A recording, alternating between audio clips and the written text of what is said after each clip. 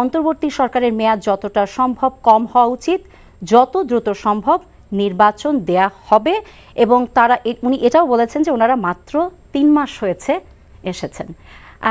আশরাফ ভাই, যদি প্রথমেই আপনার কাছে যাই, 3 মাসটা কি মাত্র, এই কথাটার আসলে বিশ্লেষণটা একটু দরকার। এবং এই 3 মাসে ইন্টারিম গভর্নমেন্টের যদি বলি গতি বা তাদের কার্যকারিতা, আপনি কিভাবে এটাকে বিশ্লেষণ করবেন? দুর্ভাগ্যজনক হচ্ছে 90 দিন পরে আমাদের অন্তর্বর্তী সরকারের মেয়াদ নিয়ে কথা বলতে হচ্ছে, নির্বাচন কবে হবে সেটা নিয়ে কথা বলতে হচ্ছে, এবং প্রধান উপদেষ্টা প্রথম দিন যেভাবে কথা বলেছিলেন 90 দিন পরে আবার একই ভঙ্গিতে কথা বলছেন। আমরা এখন কি আপনার এসব নিয়ে কথা বলার কথা? এখন আমাদের কথা বলার কথা যে কি করে আমরা প্রশাসনের সংস্কার করলাম, কি করে পুলিশের সংস্কার করলাম, কি করে দ্রব্যমূল্য নিয়ন্ত্রণ করলাম, কি করে আইন শৃঙ্খলা পরিস্থিতি রক্ষা করলাম। হ্যাঁ, এইসব বিষয়ে কিন্তু আলোচনা হচ্ছে না। আমার কাছে মনে হচ্ছে যে খুব ছেলে মানুষই আলোচনা হচ্ছে, এবং এর দায় অধিকাংশ ক্ষেত্রেই অন্তর্বর্তী সরকারের। কেননা সরকারটিকে আমরা বলেছি, আমরা নির্বাচিত করেছি, তাদেরকে আমন্ত্রণ জানিয়েছি, এবং তারা আমাদের গুরুদায়িত্ব পালন করবেন এমনটি আমরা ভেবেছিলাম। কিন্তু আপনি একটু আগে যেমনটি বললেন যে সর্বশেষ উপদেষ্টা মণ্ডলী, এটিও আমাদের মনে হয়েছে যে অত্যন্ত অপ্রয়োজনীয় বিতর্ক এবং আলোচনা। দেখুন, 17 কোটির দেশে আপনি 170 জন যোগ্য মানুষ পাবেন না। যদি উপদেষ্টা পরিষদ আমি 170ও করি, আমি কিন্তু 18-19 জনের পক্ষের মানুষ না। আমি মনে করি যে আপনার 15 বছরের ফ্যাসিবাদী শাসনের উপরে দাঁড়িয়ে একটি সুশাসনের চেষ্টা করছেন। আপনি রাষ্ট্রের সর্বোচ্চ ক্ষমতা প্রয়োগ করবেন, জনগণের সর্বোচ্চ ক্ষমতা প্রয়োগ করবেন। আগামীতে রিগ্রেট করা কি ভালো হবে? তার চেয়ে এখন অ্যাক্ট করা দরকার। প্রধান উপদেষ্টার এই বক্তব্য আমি সমর্থন করি না, এবং আমার মনে হয়েছে যে তারা অনেক বেশি কনফিউশন ক্রিয়েট করছেন। তাদের কর্মদক্ষতা নিয়ে আমরা হতাশ হচ্ছি, এবং তাদের কারো আচরণ, কারো কথাবার্তায় আমাদেরকে মনে হচ্ছে তারা বোধহয় উপলব্ধি করতে পারছেন না তারা কি হট সিটে বসে আছেন এবং কি ধরনের আশঙ্কা আমরা করছি তাদের অস্তিত্ব নিয়ে। তারা যেটি একটু উপলব্ধি করতে পারতেন, এবং তারা যদি এই ধরনের কথাবার্তা কম বলে এফেক্টিভলি কাজ করতে পারতেন, আমার ধারণা এই সরকারকে নিয়ে বিতর্ক কম হতো। এবং তাদের গতি নিয়ে যদি আপনি একটু বলেন যে এই 3 মাসে ওনারা যে বলছেন যত দ্রুত সম্ভব, তাহলে ওনাদের এই দ্রুততার পরিধিটা জনগণ আসলে কতখানি নিবে? কারণ ওনারা নির্বাচন, এটা ফলোড বাই নির্বাচন হবে।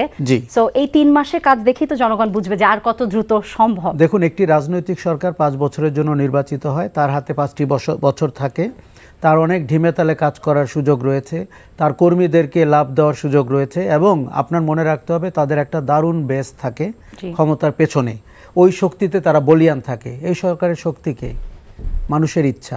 মানুষের ইচ্ছা কিন্তু প্রতিদিন বদলাতে পারে। সরকারের পেছন থেকে যদি মানুষের ইচ্ছা ছুটে যায় তাহলে কিন্তু সরকারটির কোনো শক্তি নেই।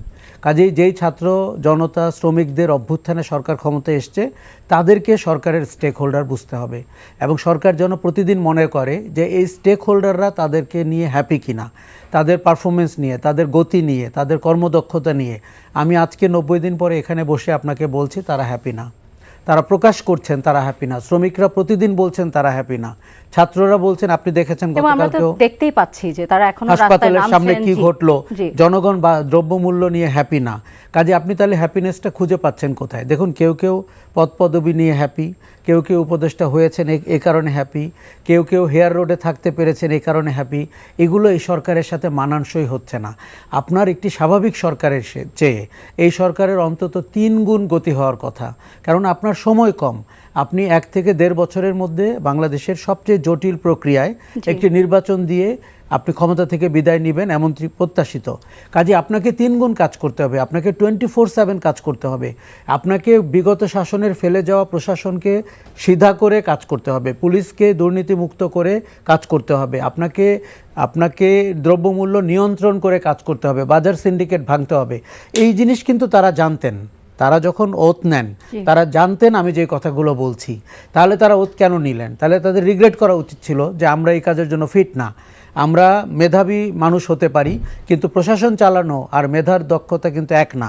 আপনাকে প্রশাসন চালাতে হলে 14 রকমের মানুষকে ডিল করতে হবে, 16 রকমের ষড়যন্ত্র মোকাবেলা করতে হবে, 15 রকমের মতলবকে ডিল করতে হবে। এটির জন্য বাংলাদেশ তাদেরকে নির্বাচিত করেছে। দেখুন, আমি কিন্তু সংস্কারের পক্ষের মানুষ, আমি সরকারটিরও সংস্কার চাই। এই যে উপদেষ্টা মণ্ডলী হয়েছে তাদের মধ্যে থেকে আপনি খুঁজে বের করুন কয়জন পারফরমেন্সে ভালো করছেন, তাদেরকে রাখুন, বাকিদেরকে আপনি থ্যাংক ইউ বলে আবার নতুন লোক নেন। আমি অনেক ধরনের লোকের কথা অনেক দিন ধরে বলেছি। যেমন আমি আপনাকে একটা কথা বলি, র্যাবের গুলিতে পা হারানো লিমন অথবা সানজিদা, যিনি মায়ের ডাকের আহ্বায়ক, তাদেরকে আপনি প্রতীকী অর্থে সরকারে নেবেন, কেননা তাহলে বার্তাটি যাবে যে এই সরকারটি এক্সট্রা জুডিশিয়াল কিলিংয়ের বিরুদ্ধের সরকার, এই সরকারটি গুম খুন এবং বিনা বিচারে হত্যার বিরুদ্ধের সরকার। দেখুন, এই সরকারটির কোনো পক্ষপাতের মানে নিরপেক্ষ হওয়ার কোনো সুযোগ নেই।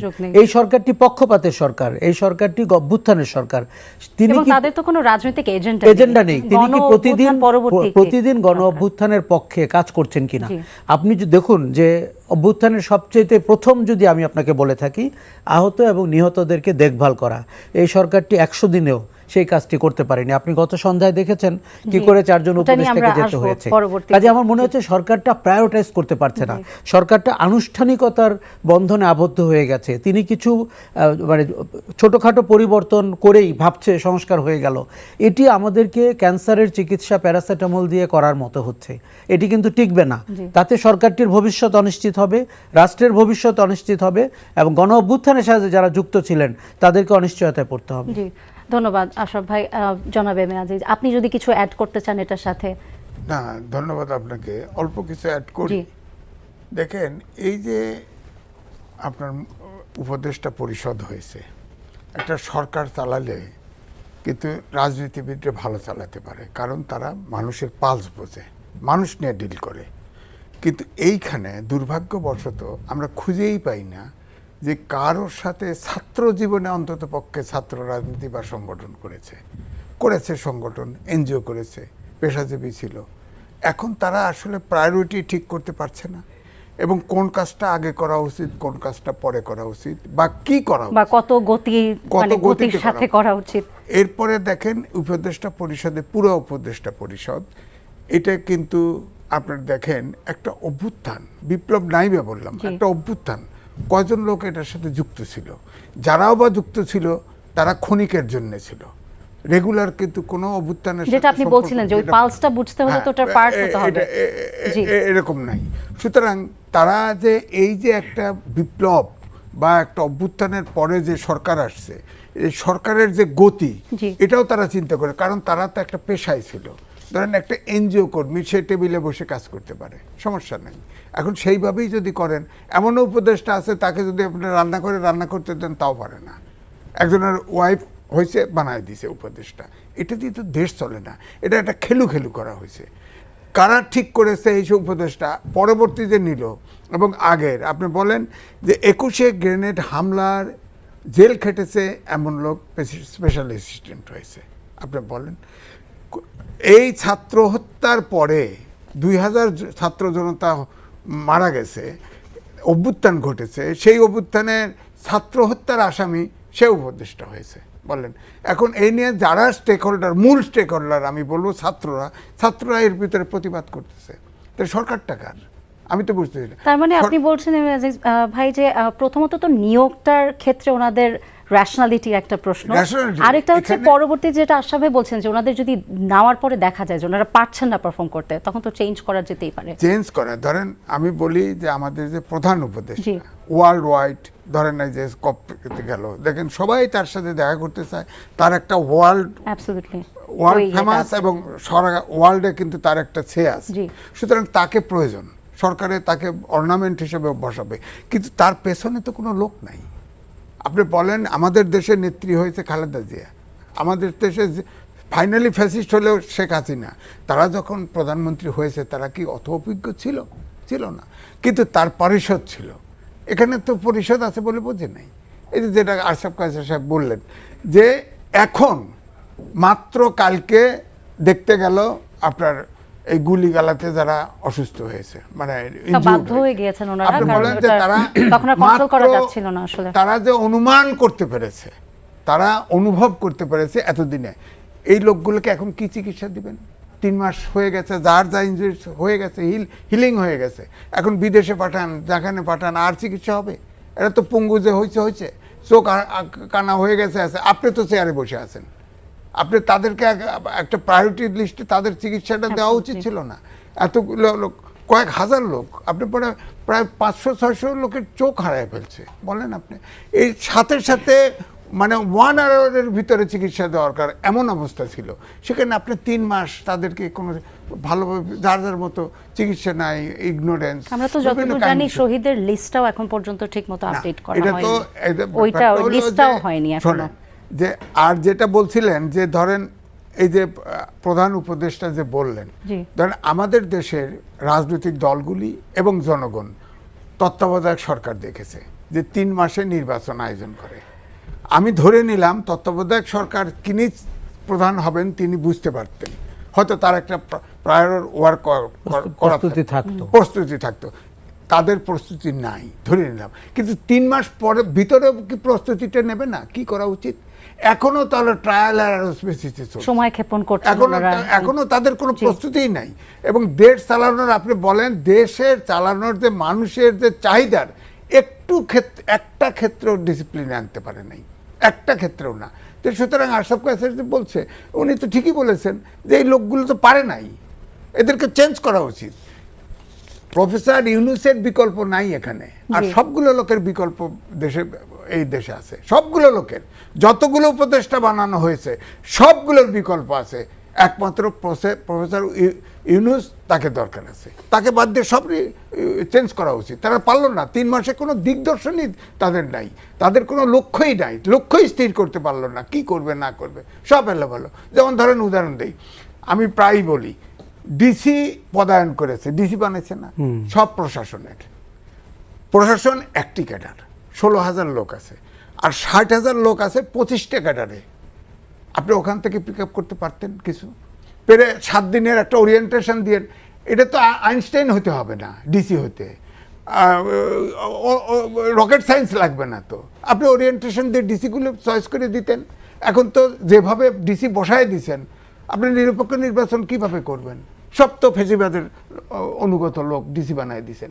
আপনি যদি নির্বাচনের প্রিপারেশনও নেন তাহলে কেমনে করে করবেন? তারপরে দেখেন এই উপদেষ্টা পরিষদে এক একজন এক এক সময় বলেছে, আমি নাম দেন কতজন, 4-5 জন 4 রকম সময় বলেছে। এবং প্রধান উপদেষ্টা যেটা বলেছেন এটা একটা আনএন্ডেড কথা, এটার কোনো শেষ নেই। উনি কিন্তু আরেকটা কথা বলেছে যে সংস্কার হলে নির্বাচন হবে, এই কথাটা কিন্তু বলেছে। এটা মিডিয়া এই সরকারের যাতে ক্ষতি না হয় অনেক একটু চেপে গেছে, কিন্তু আমি শুনেছি এই কথা বলেছে উনি। তো সংস্কার তো পৃথিবী যতদিন থাকবে সংস্কার হবে, বিজ্ঞান যত অগ্রগতি হবে সংস্কার, মানে সংস্কারের ডেফিনিশনটা ওনাদের কাছে কি সেটা আসলে জনগণেরও বোঝা দরকার। যে এটা একটা অন্তর্বর্তীকালীন সরকার, আপনার সংবিধান সমুন্নত রাখার ওয়াদা করে আপনি শপথ নিয়েছেন, আপনি তো সব কিছু করতে পারেন না। আপনি অর্ধেক সংবিধান মানবেন, অর্ধেক মানবেন না, এটাই কেমন করে হয়? সুতরাং নির্বাচন একটা নিরপেক্ষ হতে যে প্রস্তুতিটা দরকার, যতটুকু নিরপেক্ষ নির্বাচন হতে সংস্কার দরকার, একটু করে নির্বাচন দিয়ে দেন। দলগুলোর আপনার রোড ম্যাপ চাচ্ছে, রোড ম্যাপ আপনি দেন, সে দেন না, 1 বছর 1.5 বছর 2 বছর সময় নিয়ে দেন, সমস্যা নাই। প্রয়োজন হলে আরও বাড়ায়েন টাইম, সমস্যা নাই। কিন্তু আপনি রোড ম্যাপই দিচ্ছেন না, আবার তারিখও বলতেছেন না, ও আবার অনির্দিষ্ট সংস্কার কবে হবে তারপরে দিবেন। সংস্কার কি করবেন? আজকে প্রথমে 6টা, এখন বানাইছে 11টা না কত, এইভাবে বাড়তে থাকবে সংস্কার, ধরেন বাড়তে থাকলো। তো ওনাদের সংস্কার করার ম্যান্ডেট আছে, এটা নিয়েও তো বিতর্ক আছে, আমি সেই বিতর্কে নাই গেলাম। কিন্তু বেসিক বিতর্ক তো আছে যে কিছু সংস্কার লাগবে, এটাও ঠিক, সেই সংস্কারটা করুক, তাতে সমস্যা নেই। কিন্তু আমার বক্তব্য হচ্ছে যে এখন তাদের যারা ছাত্ররা হচ্ছে 1 নম্বর স্টেক হোল্ডার, তাদের উপর তাদেরও আস্থা নাই, রাজনৈতিক দলের সাথেও কিন্তু দূরত্ব তৈরি হচ্ছে। যদি এইভাবে সবার দূরত্ব তৈরি হয়, তাহলে সরকার তো একটা কমিটির মতো, এটা তো সরকারের চেহারা না, একটা কমিটির মতো বসে থাকতে পারে।